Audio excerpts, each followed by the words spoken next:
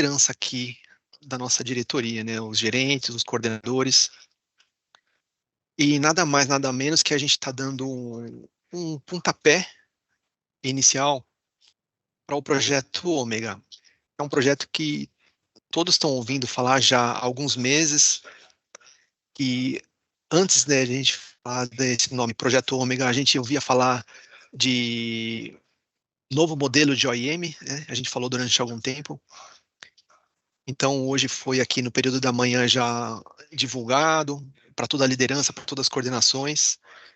E aqui nesse tempo, então, de 45 minutos que a gente tem, até as 2h30, a gente vai passar para vocês os principais pontos, né, as principais informações que foram compartilhadas aqui e abrir também um espaço no final aí para tirar algumas dúvidas. E lembrando que é só um pontapé inicial, a gente ainda vai falar bastante sobre esse tema nas semanas aí. Vou colocar na tela aqui a apresentação, então, e aí poder conversar com vocês sobre esse tema.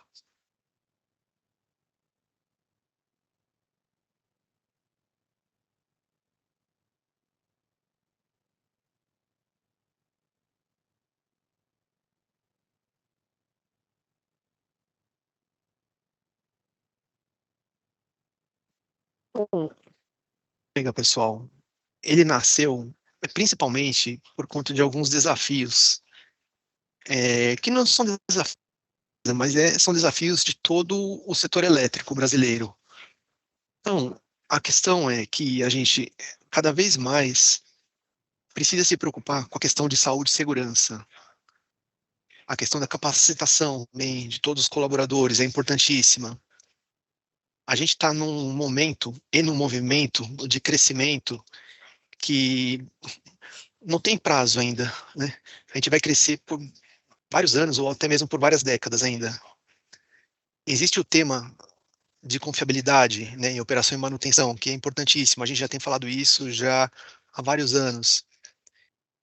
Vou falar aqui primeiro das mudanças climáticas, que é um desafio assim bem novidade para a gente, mas a cada ano a gente vai ter mais desafios em relação a mudanças climáticas. E, por fim, eu vou falar dos competidores. Por que competidores?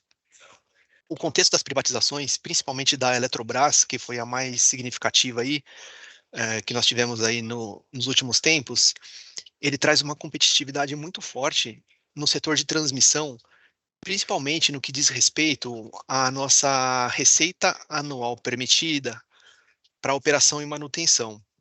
Então, por conta desses elementos, a gente está dando uma resposta para isso, pensando na sustentabilidade do negócio. Então, o Projeto Ômega ele vem justamente para responder esses desafios que a gente está tendo agora e vai ter para os próximos anos também.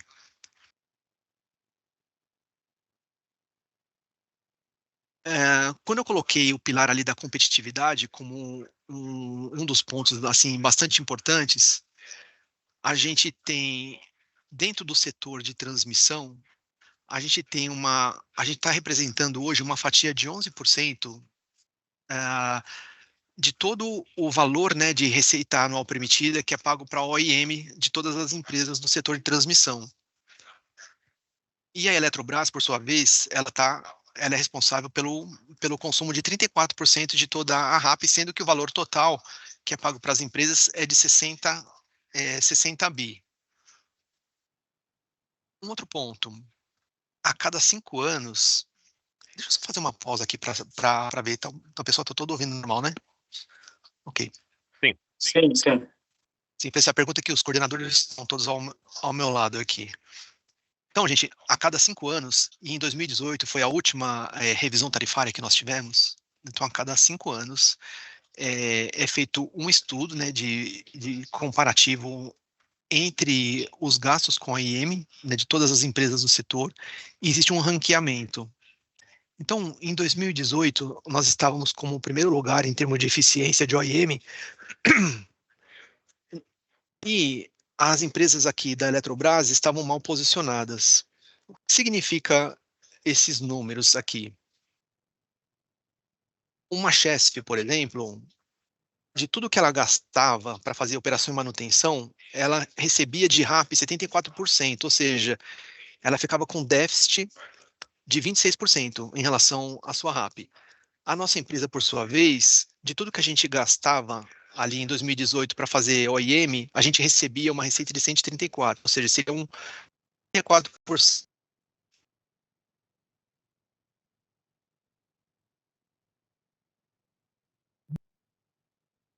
23, esse cenário já mudou.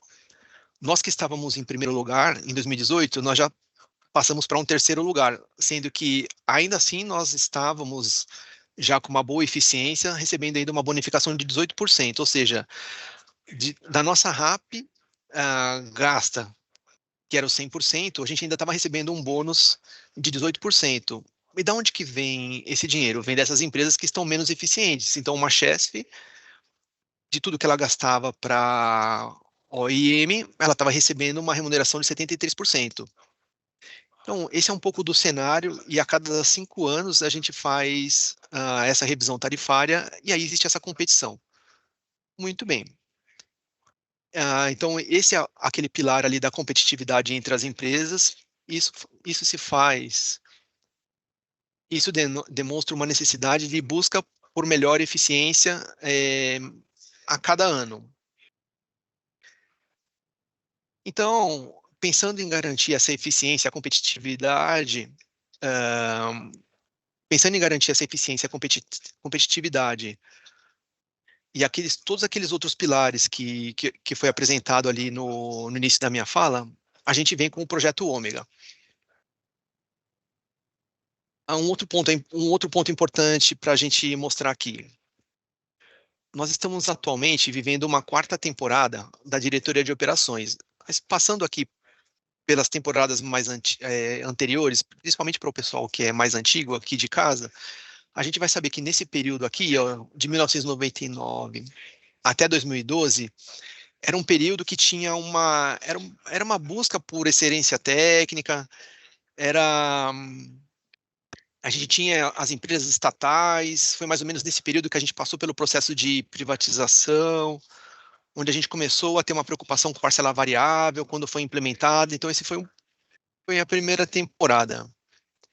Na segunda temporada, foi uma temporada que a gente estava buscando bastante eficiência mesmo, financeira, onde a gente teve, por exemplo, o projeto Confiabilidade, e aí teve a troca de muitos TCs, TPs, quando a gente começou a falar de gestão de ativos, e aí veio um primeiro movimento do PIRA, né, que era o Plano Integrado de Renovação de Ativos. Então, essa busca pela eficiência foi mais ou menos nessa segunda temporada. A terceira temporada, que começou em 2020 até 2023, foi um crescimento mais forte. Por que um crescimento mais forte? Porque a gente estava investindo cerca de 100 milhões de reais por ano para substituição de ativos, nessa parte de reforços e melhorias, e a gente deu um salto para hoje nós estamos em mais de 1 bilhão de reais em termos de renovação de ativos. Então, aqui vai mostrando um pouco a evolução de cada temporada da diretoria de operações. E hoje a gente inicia a quarta temporada, que é o que a gente está chamando de valor em ação, e a gente vai justamente pensar numa estratégia para o crescimento sustentável. E quais são os principais elementos que a gente tem aqui nessa quarta temporada, que é a denominada Valor em Ação? Então, a gente tem a busca por algumas certificações, né? Como seja a certificação de gestão de ativos, a própria certificação de segurança do trabalho. A gente tem a questão dos desafios climáticos. A gente tem uma busca incessante por excelência em segurança. A gente nunca ouviu tanto falar em busca de excelência de segurança como se tem falado atualmente. Tem essa questão da concorrência entre as empresas do setor elétrico e a busca, né, por essa receita anual permitida de operação e manutenção, e ainda assim a gente precisa manter a questão da confiabilidade dos nossos ativos. E então o projeto Ômega é justamente para dar uma resposta, né, para todos esses desafios e para a questão da sustentabilidade da empresa, aqui do nosso negócio. O projeto Ômega, ele responde aos valores, né, aos pilares estratégicos da nossa organização, que é valor ao acionista, longevidade corporativa, o impacto social e ambiental.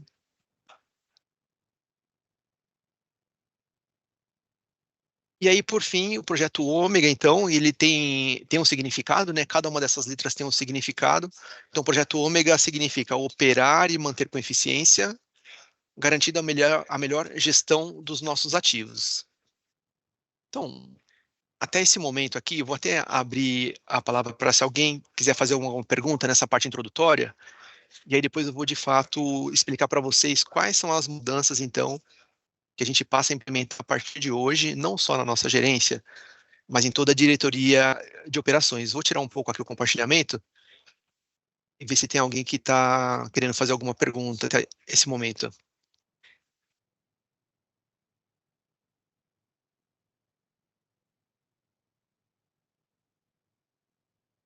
Alguém quer perguntar alguma coisa?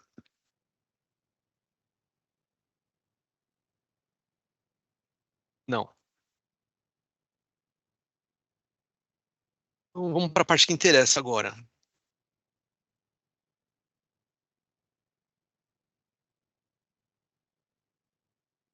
O projeto Ômega, ele é baseado em algumas premissas. Então, a gente tem aqui essa caixa azul marinho, que é a caixa do projeto Ômega, que tem as engrenagens, onde tem várias entradas e ele, na verdade, ele transforma todas essas entradas em três pilares, que é um pilar de eficiência, desempenho operacional e gestão de risco. Os principais elementos que entram aqui nessa caixa das engrenagens do projeto Ômega são, primeiro, e aí aqui já começam a entrar os conceitos que a gente precisa aí absorver. As coordenações da regional, elas deixam de ser especialistas e passam a ser transversais. Ou seja, cada coordenador da regional passa a ser um dono de área. E aí existe, então, a fusão entre a coordenação de equipamentos e despacho. Essa primeira mudança é importante.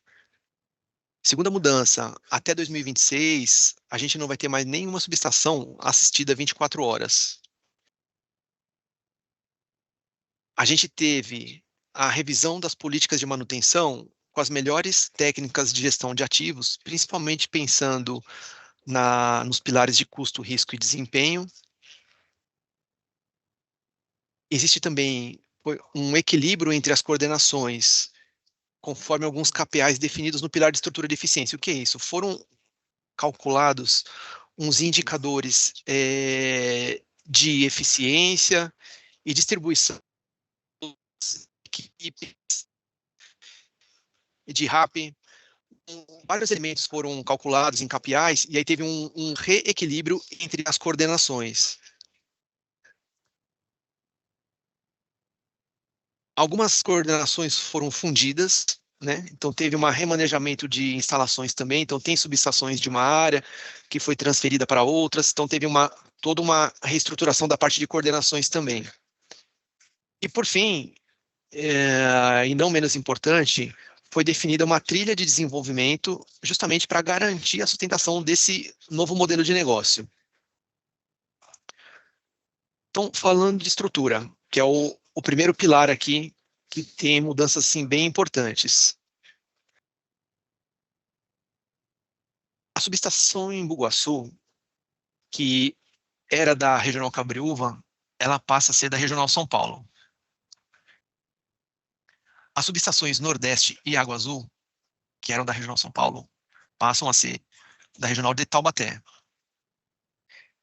E as coordenações de Assis e Presidente Prudente, que eram de Bauru, passam a ser da Regional Expansão Nacional. Então, esses são os primeiros três movimentos assim bem fortes, né, do ponto de vista de mudança de fronteiras, que é o que a gente chama. E aqui nesse gráfico dá para a gente, eu vou focar um pouco mais aqui na da nossa regional, dá para a gente ver exatamente o que acontece. A subestação de Embu-Guaçu, que está aqui nessa bolinha azul, que até então era atendida por Cabreúva, e aqui estão todas as subestações de Cabreúva, e atendida, ela passa a ser de responsabilidade da coordenação TSXB, do PASCOM.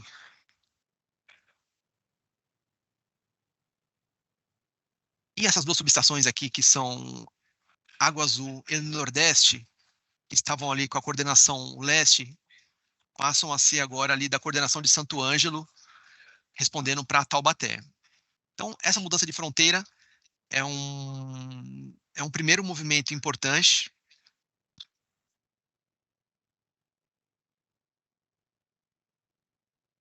Tá. Então, em relação a essa parte da mudança de fronteiras, eu vou abrir a palavra aqui um pouco para os coordenadores falarem. Caso vocês queiram fazer algum comentário aqui, gente, fica a critério aí de vocês.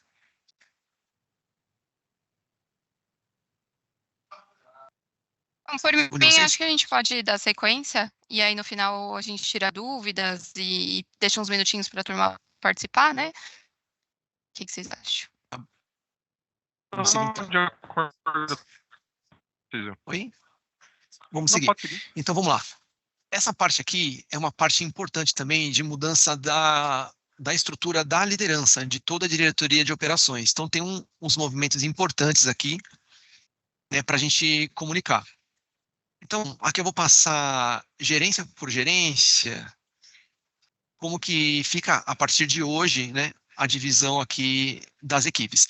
Então, na regional Expansão Nacional, o Mário Novaga, que é coordenador da subestação, ali da descentralizada de Assis, ele passa de Bauru para a Expansão Nacional.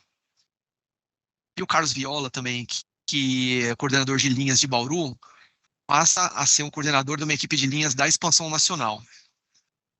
E o Marco Túlio, que era responsável ali pela região de Sarandi, ele assume a coordenação de Presidente Prudente, né, que era de Bauru e passa a ser da Expansão Nacional. Então, aqui a gente tem esses três movimentos. No caso de Bauru, a área de manutenção de dono de área ali de Bauru é o Paulo Barão que vai assumir ali a equipe multifunção de Bauru. O Thiago Bonfim, que era de Presidente Prudente, ele passa a assumir coordenação de Votuporanga e vai ser recrutado aqui um coordenador de linhas, pelo fato de que o Viola estava aqui em Bauru e passou para uma coordenação nova de linhas na Expansão Nacional. O Paulo Isídio e o Alexandre Lázaro, que eram dois coordenadores da Regional Bauru, eles têm os cargos dele convertido para o cargo de especialistas. E qual que é a função desse especialista? Que depois a gente vai ver que nós vamos ter um desse na Regional São Paulo também. Esse especialista, ele vai ser um elo de ligação entre todas as nossas equipes que estão trabalhando em reforços e melhorias e a própria equipe de projetos também. É para fazer exercer com um pouco mais firmeza o papel do interlocutor de OIM e para poder garantir uma excelência em tudo que está acontecendo na questão dos reforços e melhorias, principalmente com enfoque de SPAT. Então, essa é a função desse especialista. Então, vão ter dois aqui, na Regional Bauru, e já vindo aqui para a Regional São Paulo, a gente vai posição dessa aqui também, que vai ser recrutado esse especialista de reforços e melhorias para a Regional São Paulo. O Marcelo Batista, que era o coordenador de SPAT, ele passa a ser o coordenador ali no movimento ali do desligamento do Osmar que nós tivemos na semana passada, todos vocês tiveram conhecimento. Então, essa seria a mudança. Então, a nova estrutura da Regional São Paulo a gente vai ficar com 3 coordenadores multifunção. O Renato Ferreira, ele continua como coordenador de linhas subterrâneas, não muda nada. E a gente vai ter um especialista de reforços e melhorias para poder apoiar em todos os projetos aqui da nossa regional. Na região de Cabreúva, o João Alab, que era o coordenador de SPAT, ele também tem o seu cargo convertido, ele passa a ser também um especialista de reforços e melhorias, justamente porque a coordenação de SPAT lá não vai mais existir. A gente vai ter o Almindo, assim, a Santa Bárbara, Itapetininga, Mococa e Cabreúva, são 4 coordenações multifunção também, e a coordenação de linhas mantém como já estava. A Regional Taubaté segue no mesmo modelo também, eles vão ter um especialista que atualmente é o Anderson, né, que era o coordenador de SPAT, e ele passa a ser também o especialista de reforços e melhorias. Na área de engenharia de manutenção, a gente tem aqui 2 promoções, né, o Fabrício, ele foi aqui empossado como coordenador da análise da manutenção, então foi oficializado, ele estava como e passa a ser o coordenador oficial da área de análise, e o Danilo Espina, ele é o coordenador agora de manutenções especiais, que fica lá em Bauru. Na área de planejamento e projetos, o Sérgio Tomé, ele assumiu a coordenação da área de planejamento de ações sobre ativos, e o Bruno Trevisan assumiu a coordenação agora oficialmente da área de análise de intervenção, que é o que a gente chama de pré-operação. E a última mudança aqui, o Tony, ele estava interinamente no lugar da Ana Paula. Como a Ana Paula saiu da nossa empresa, o Tony assumiu agora, então, foi oficializado como coordenador da área de tempo real. E por último, o Helder Kobayashi, que estava interino na posição de gerente da execução da operação, foi oficializado também. Ele agora é oficialmente o gerente da área de operação. Então, foram vários movimentos. Todos esses movimentos aqui, eles são justamente para dar conta, né, não só do projeto Ômega, mas de tudo que vem pela frente nessa nova estrutura da diretoria de operações.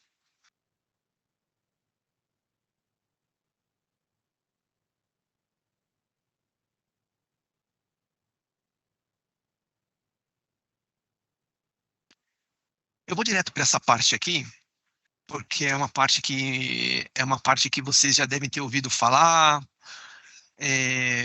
mas sem muitos detalhes. E aí a gente traz então agora aqui com clareza, com transparência, né, e com um pouco mais de requinte de detalhes, o que vai acontecer com as equipes. Bom, primeiro, eu vou falar o que não vai acontecer. Com os engenheiros, não vai acontecer exatamente nada. Não tem nenhuma mudança de cargo, não tem mudança de níveis, não tem mudança de classificação. Então, quem é engenheiro de equipamentos continua, quem é engenheiro de dispatch continua, não muda nome, não muda atribuição, não muda nada. Toda mudança prevista aqui dentro do projeto Ômega está contemplando os técnicos. E por quê? Porque os técnicos representam 90%, né, dos colaboradores da diretoria de operações, e é em cima dos técnicos que tá sendo proposta essa alteração. Então, nós estamos falando aqui de 685 pessoas. Qual que é a grande mudança? As senioridades, né, júnior, pleno e sênior, elas passam a ser agora 1, 2, 3 e 4. Eu acredito que muitos de vocês ouviram já o Celcinho, o próprio Rui, né, do Sindicato de São Paulo, que passaram em algumas áreas para divulgar. Então, a gente tem um alinhamento já com o Sindicato de São Paulo, a gente tem a validação do nosso departamento jurídico, da área de TO e da diretoria de operações. Então, é um projeto que ele foi pensado em todos os pilares, né? Não é um projeto assim 100% certo, por quê? Porque uma mudança dessa magnitude não é simples de fazer, mas o fato é, similar ao que aconteceu com a área de operação há 2 anos atrás, que os operadores eles passaram de 3 para 4 níveis de senioridade, é o que está acontecendo com os técnicos agora. Do ponto de vista salarial, ele é bem interessante, por quê? Porque essa quarta faixa é uma faixa nova, na verdade. Então, o range, né, que poderia ser atingido aqui, passa a ser mais alto agora. Um outro ponto também, todos os técnicos agora vão ser chamados técnicos de confiabilidade 1, 2, 3 e 4. E as especialidades que estão embarcadas aqui nessa nova classificação são os técnicos de subestação, os técnicos de manutenção de equipamentos e os técnicos de manutenção de dispatch. Então, essas três nomenclaturas passam agora a se chamar técnicos de confiabilidade. Entretanto, os técnicos de suporte da operação e os técnicos de linhas de transmissão e até mesmo os eletricistas, eles não têm eles não vão ser multifunção, mas eles vão ter também a abertura de um novo nível, uma nova faixa salarial. Ou seja, todos os técnicos, eles vão ser agora classificados entre 1, 2, 3 e 4. Tá.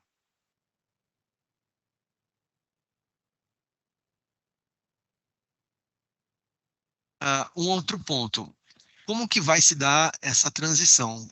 A partir do dia 1º de abril, isso já vai estar valendo, então a gente já começou hoje. essa transição.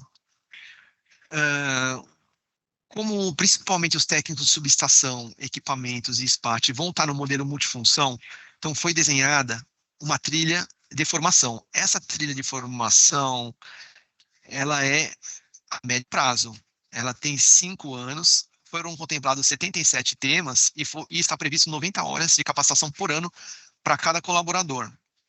E além dos 77, e dentro desses 77 temas, tem 51 que já vai ser um pouco mais automático, né? São trilhas de desenvolvimento, e a gente tem 26 opções de outros temas que é definido sob demanda. A coordenação, a liderança que define qual técnico vai fazer qual treinamento. Tudo dentro de um portfólio de capacitações. Essa trilha, né? Ela é uma trilha que foi desenhada para o time multifunção. A gente já teve essa validação da trilha, né, por todas as gerências, e muito em função do assessment que foi aplicado em 2022 e o mapeamento dos treinamentos que já foram realizados até o ano passado, é que a gente já tem uma definição prévia de quais serão os próximos treinamentos que os colaboradores vão realizar.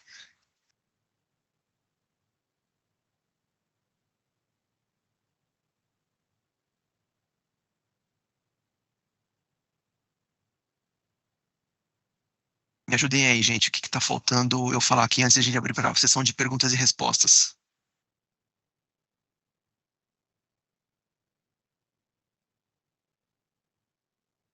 Oi? Isso, então é isso. A gente tem 15 minutos agora. Eu resumi um pouco aqui todo o tema que foi apresentado hoje, justamente para poder dar aí uns 15 minutos aí para a gente discutir. Eu acho que a coisa talvez funcione melhor até com perguntas e respostas, né? Como que eu faço para tirar agora aqui minha tela? Parar de compartilhar. Boa. Pessoal, esses são os principais elementos, né, dessas mudanças. É até difícil explicar em poucos minutos, né, um trabalho que está sendo construído há mais de 2 anos e que tem um cronograma de implantação de 3 anos pela frente, né? Então, até, assim, de agora até 2028 é que a gente vai fazendo essas implementações e a capacitação são 5 anos. Mas, ainda assim, eu quero deixar bem aberto aqui o momento para vocês poderem fazer as perguntas, tirar as dúvidas. E a gente tem 15 minutos para isso, pessoal.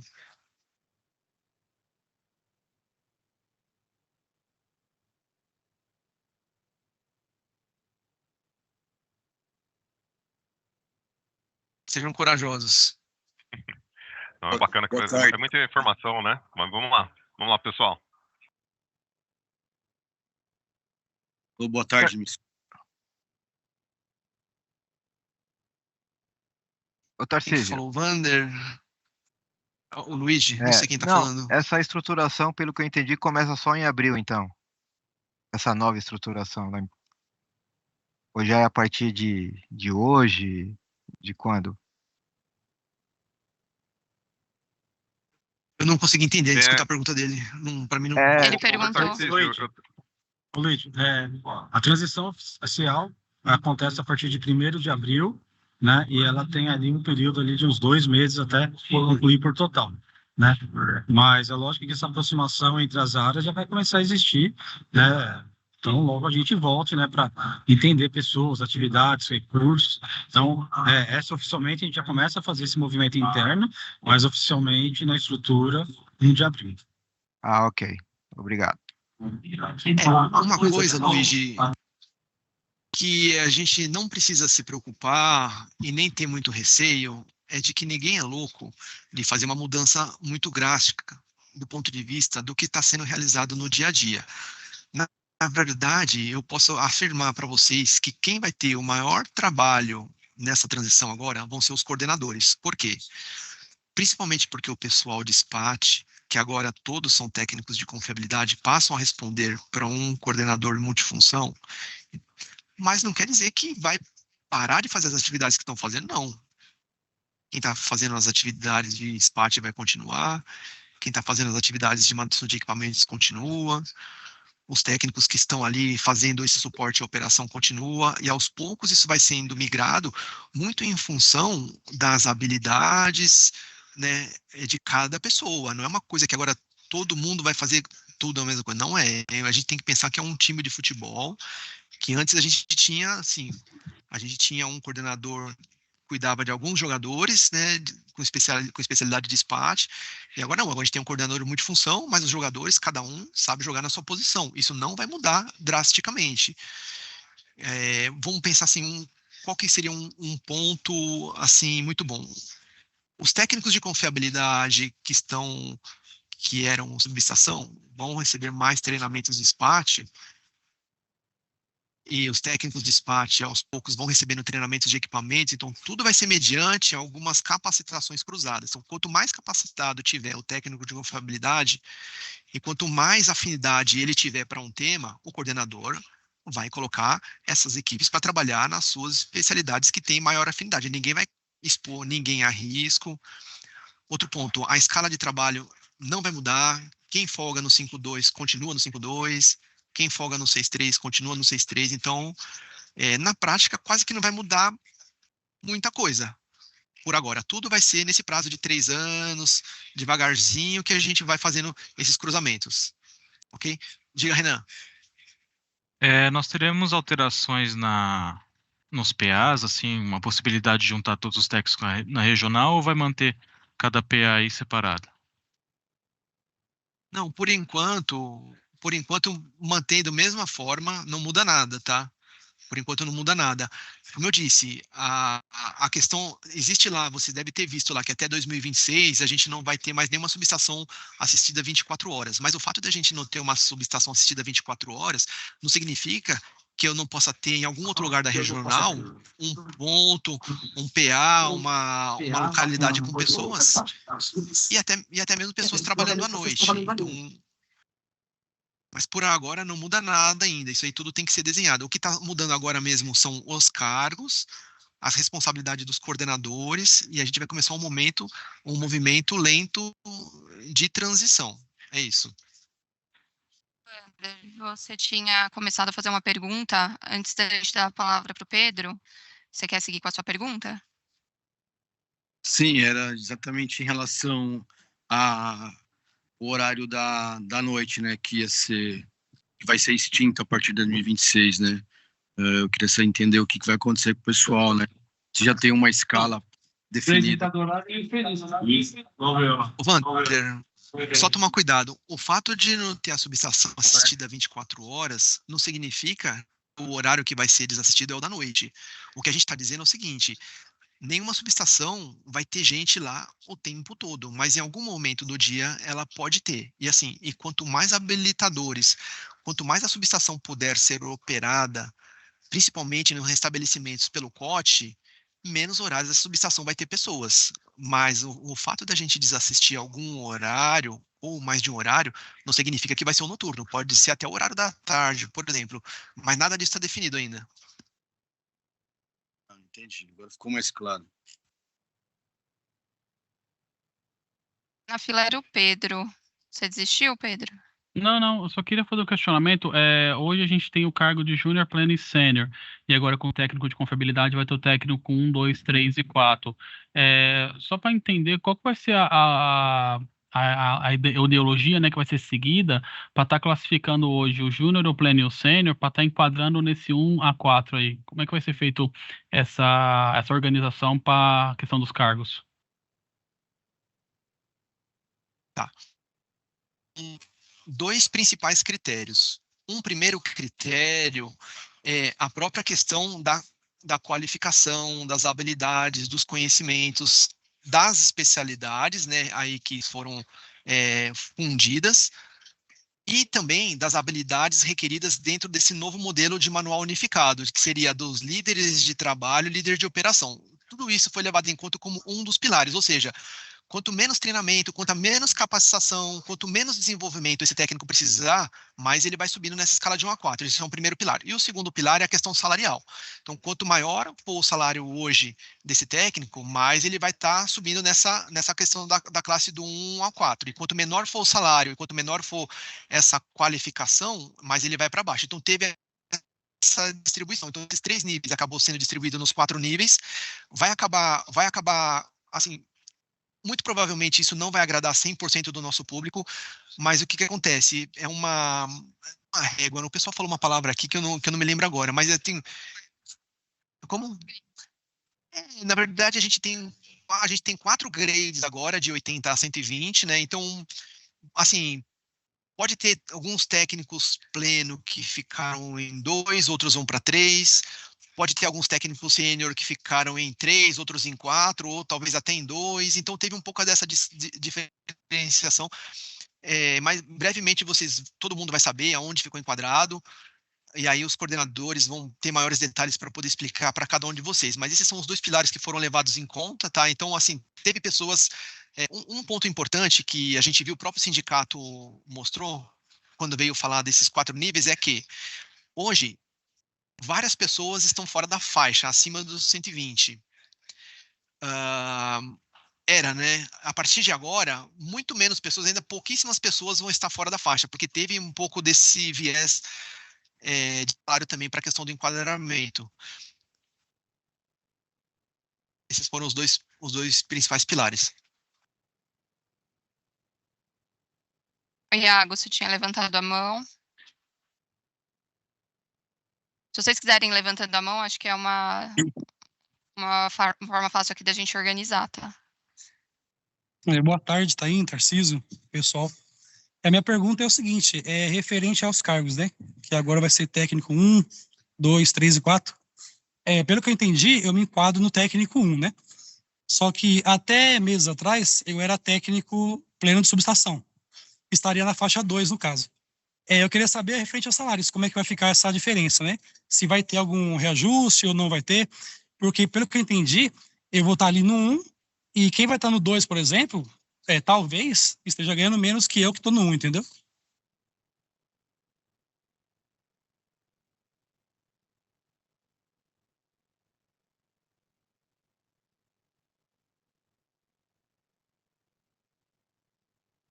Eu acho que assim, a definição de quem está em cada faixa nesse momento... Você tá no mudo? Eu acho que eu posso responder aqui. Eu acho que tá no mudo. Voltou? Tá, vamos lá. Não sei se vamos lá. Essa parte salarial, ela continua aqueles mesmos 3 grades. Por exemplo, aquelas faixas de 80, 100, 120%. Então, vocês estão escutando aqui? Tá. Então, o que acontece? Com essas novas faixas salariais, né, de técnico 1, 2, 3 e 4, todas elas também vão ter 80, 100 e 120%, como era antes no Junior Pleno e Sênior. Pode haver algum momento que ela pode estar interpolando ali um 80% de uma faixa com 100% de outra. Isso pode haver. Mas não é exatamente uma regra. Uma das vantagens, eu acho que dessa modificação também, a gente tinha alguns cargos que a gente tinha lá pessoas acima dos 120% e às vezes não tinha um reenquadramento adequado. E com essa nova reestruturação, em tese, todo mundo vai ficar enquadrado em alguma faixa salarial em algum cargo. Ou seja, não vamos ter mais aquelas disparidades de ter um técnico que está lá acima de 120% da faixa. Tá bom? Não sei se eu respondi, Iago, mas se tiver alguma dúvida, podem continuar aí, pessoal. Deixa eu só complementar, que acho que o Renato trouxe com bastante detalhes, mas o que precisa ficar claro, Iago, muito pautado na tua pergunta, não haverá mudança salarial, e não é porque você teve uma mudança que você está na 1, na 2, ou na 3, ou na 4, tá? Isso vai ser devidamente divulgado, e cada pessoa vai ser alocada aí com base nos critérios que o Tarcísio explicou, tá? Não é previsto nenhuma alteração de salário. Todo mundo na posição que hoje ocupa vai ser enquadrada aí nas novas posições, tá joia? Tá joia. Então, o slide tinha voltado de um jeito, então eu confundi, então, mas tranquilo. O que vai ter de mudança em relação à parte salarial é o seguinte: muito provavelmente, se não todos, mas praticamente todas as pessoas vão estar um pouco abaixo em relação à porcentagem. Então, por exemplo, quem estava no 80%, quem estava no 100%, de repente agora pode estar um pouco abaixo. Depende do nível que a pessoa foi, para 1, 2, 3 ou 4, pode mudar um pouco em qual porcentagem que ela se enquadra. Mas assim, ninguém vai ter aumento e ninguém vai ter perda de salário também. É só um reenquadramento nesses 4 níveis. O André... Não tem uma correlação direta de quem era júnior vai ser 1, quem era pleno vai ser 2, quem era sênior vai ser 3 e quem para a posição de 4. Isso não está diretamente ligado para um assim. O André Boa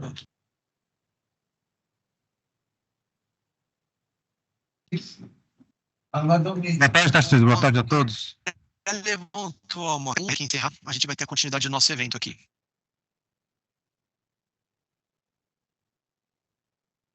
Pode falar, André. Só gostaria de saber, referente à transição à subestação Nordeste Água Azul, já tem um plano como é que vai ser? Tô ouvindo. André, vai ocorrer também oficialmente a partir do dia 1º de abril. Então, a gente tem agora o final de fevereiro, o mês de março inteiro. A gente já tem um plano como isso vai se dar. A questão é, as pessoas que estiverem enquadradas, né, como pessoas constantes da SE Nordestes, vão ser transferidas da Regional São Paulo para a Regional Taubaté. Em vez de responder para o coordenador Marcelo, vai passar a responder para o coordenador Henrique. Acontece que eu sei que está tendo alguns movimentos, né, algumas transferências entre pessoas aí na área leste, né, da centralizada leste, e aí assim que a gente concluir essas transferências de pessoas, aqueles que ainda estiverem em Nordeste, será passado ali para a área de Sano. E se ser passada a posição para Santo Ângelo. Então, isso a gente começa agora já a falar sobre isso, mas no dia 1º de abril já vai estar efetivado. Quem vai continuar trabalhando quem tiver em Nordeste, vai continuar trabalhando em Nordeste, não muda nada, só muda que passa a responder para uma outra coordenação, para uma outra gerência. Pessoal, a gente vai ter que encerrar, então eu sei que isso vai ter bastante conversa pelos próximos dias e semanas, né? E é por isso que a gente está numa imersão aqui hoje, os coordenadores se preparando, vai ter mais material de apoio também. E aí a gente vai se falando pelos próximos dias de semana. Tá? Muito obrigado. E mais do que tudo, assim, a gente conta com vocês para essa mudança, que vai ser uma mudança muito importante, né, para as nossas vidas, para nossas carreiras e para nossa empresa também. Obrigado, pessoal. Obrigada, gente. Até mais. Boa tarde, pessoal. Até mais. Boa tarde, obrigado, pessoal. Valeu, pessoal.